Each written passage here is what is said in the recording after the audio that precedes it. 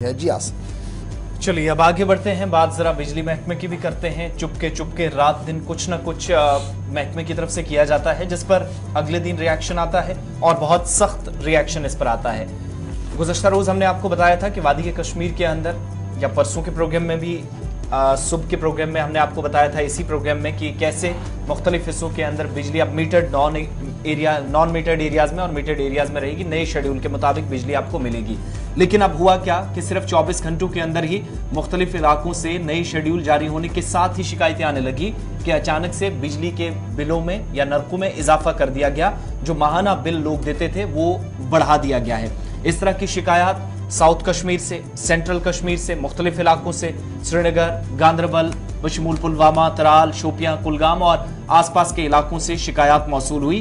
कुछ लोग ये बताते हैं कि माहाना जिन्हें बिल 700 रुपए आता था बिजली का, वो 920-925 रुपए तक पहुंच गया।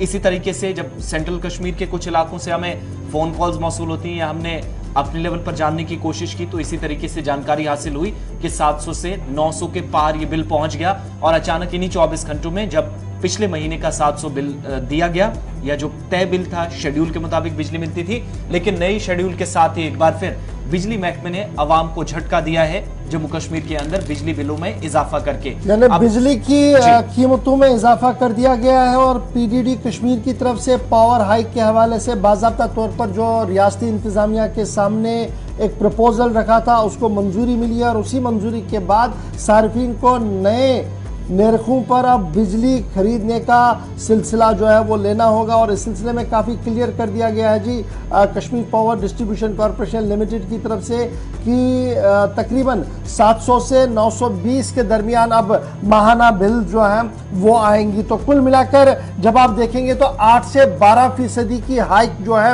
वो पीडीडी डिपार्टमेंट की तरफ से अक्रॉस द कश्मीर कर दी गई है। Central Kashmir, north Kashmir, south Kashmir और श्रीनगर के अंदर तो ये 8 से 12% का पावर हाइक कर दिया गया है। और ये साफ कर दिया गया है जी, ये बड़ी ज़रूरत थी, क्योंकि साल 2014-15 के बाद कोई भी पावर हाइक जो है वो उस तरीके का नहीं हुआ था।